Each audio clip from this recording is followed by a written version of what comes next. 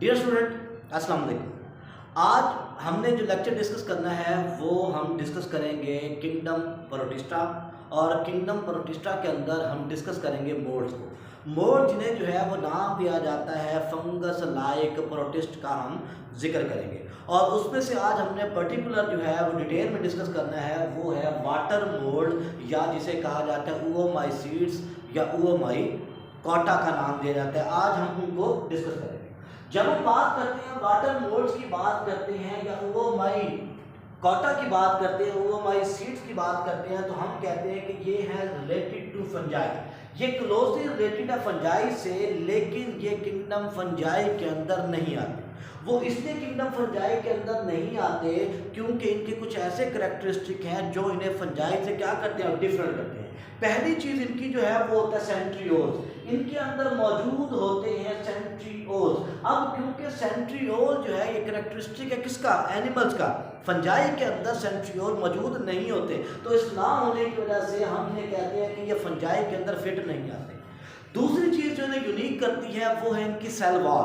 इनकी जो cell wall होती है वो सेल वॉल में मौजूद होता है सेलुलोज, जबकि फंजाई की सेल वॉल के अंदर पाया जाता है क्या चीज, काइटन मौजूद होता है। अब क्योंकि फंजाई की सेल वॉल में काइटन होता है जो कि एक पॉलीसैकेराइड है, जो वो स्ट्रक्चर है जो इंसेक्ट्स के स्केलेटन के अंदर आर्थ्रोपोडा के अंदर जो क्या होता है मौजूद होता है, उसके एक्सोस्केलेटन बनाता है। तो फंजाई के अंदर काइटन मौजूद होता है, लेकिन इनकी सेल वॉल के अंदर काइटन नहीं होता, बल्कि इनकी सेल वॉल के अंदर क्या होता है, वो सेलुलोज मौजूद होता है। लेकिन इसकी बॉडी बिल्कुल फंगस जैसी होती है, फिलामेंटस होती है। वो जो फिलामेंट थ्रेड लाइक मौजूद होते हैं उन्हें हाइफी कहते हैं। तो इसकी बॉडी के अंदर क्या होते हैं, हाइफी मौजूद होते हैं। और इसकी बॉडी के अंदर जो हाइफी मौजूद होते हैं वो क्या होते हैं, वो सेप्टेट हाइफी मौजूद होते हैं। ठीक है, वो इसके अंदर क्या होते हैं, हाइफी मौजूद होते हैं, जो क्या होते हैं, ए सेप्टेट इसके हाइफी जो है वो पाए जाते हैं। फिर जब हम वाटर मोड की बात करते हैं तो वाटर मोड बेसिकली पैथोजेनिक है। इसका जो मोड है वो क्या है, वो पैथोजेनिक है, यानी कि ये क्या करते हैं, ये मोस्टली जो है वो जो पोटैटोज होती हैं उनकी जो है रूट राट का बायस बनती है, उनकी जड़ों को डैमेज करती है, और जो है पोटैटोज की क्रॉप्स को, फील्ड को क्या करती है, बहुत पैमाने पर, बड़े पैमाने पर उन्हें क्या करती है, डैमेज करती है। जब हम इसकी बात करते हैं तो इसकी क्या होती है, पैथोजेनिक फॉर्म जो है ये मौजूद होती है। और मशहूर ज़माना जो स्पीशीज है वो है फाइटोप्थेरा इन्फेस्टेंस। फाइटोप्थेरा इन्फेस्टेंस जो है ये मशहूर ज़माना, जिसे हम नाटोरियस का नाम भी देते हैं कि सबसे ज़्यादा बदनाम होती है, क्योंकि इससे क्या करते हैं, ये पोटैटोज के अंदर जो है वो डाउनी मिल्ड्यूज या जो पोटैटो के जो लीव्स होते हैं उनकी जो लोअर साइड होती है वहाँ पर क्या करती है, वहाँ पर जाकर ये डॉर्मेंट कंडीशन के अंदर मौजूद होती है, अपने हाइफी को क्या करती है, वो स्प्रेड करती है। और स्प्रेड करने के बाद पूरे के पूरे जो है वो पोटैटो प्लांट को डैमेज कर देती है, जिससे क्या होता है, जिससे पोटैटो जो है उसकी प्रोडक्शन जो है वो कम हो जाती है। अब इसकी बात करते हैं हम लोग, क्योंकि ये नोटोरियस हिस्ट्री में इसलिए है क्योंकि इसकी खासियत ये हुई कि आयरलैंड के अंदर जो 1840s के अंदर 19th सेंचुरी के अंदर जो क्या हुआ, फेमिन आया, वहाँ पर जो स्टारवेशन हुई, वहाँ पर जो कहर पड़ा, वो वजह बनी उसकी क्या चीज़, उसकी वजह बनी यही फाइटोप्थेरा इन्फेस्टेंस, वाटर मोड उसकी वजह बनी। वहाँ पर बहुत ज़्यादा रेनी सीजन रहा, समर कूल रहे, और इसकी जो ग्रोथ थी, इसकी जो जर्मिनेशन थी वो अनचेक रही।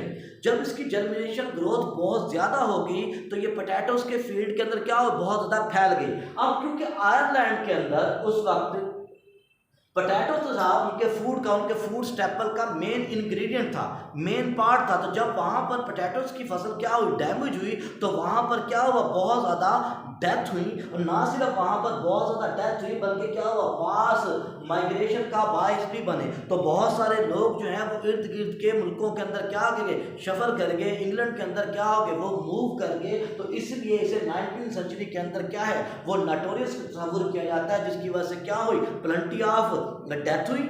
ना सिर्फ प्लेंटी ऑफ डेथ हुई बल्कि क्या हुई, बल्कि माइग्रेशन कहीं बाइस भी बनी। अब हम इसी वाटर मोल्ड की चंद खसूसियात को देखेंगे, इसकी हैबिटेट को देखेंगे, इसके रिप्रोडक्शन को देखेंगे कि कैसे होता है। इसकी हैबिटेट की बात की जाती है, जैसे इसका नाम से पता चल रहा है वाटर मोल्ड, यानी कि ये वाटर के साथ मौजूद होते हैं, लेकिन ऐसा हरगिज़ नहीं है। बल्कि क्या होता है, कुछ स्पीशीज ऐसी हैं जो वाटर बॉडीज के साथ साथ मौजूद होती हैं, वाटर रिजर्वायर के साथ मौजूद होती हैं, लेकिन अक्सर जो है वो टेरेस्ट्रियल या लैंड के ऊपर क्या होती हैं, ये मौजूद होती हैं।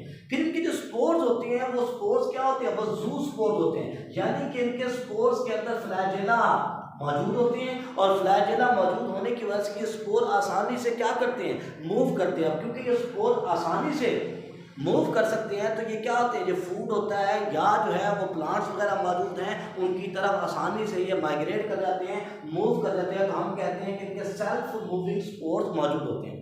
अब इसकी जो बॉडी में रिप्रोडक्शन होती है वो दो किस्म की होती है। इसकी डिप्लॉयड फेज होती है। सेक्सुअल रिप्रोडक्शन के लिए क्या करते हैं, ये दोनों स्ट्रक्चर बनाते हैं।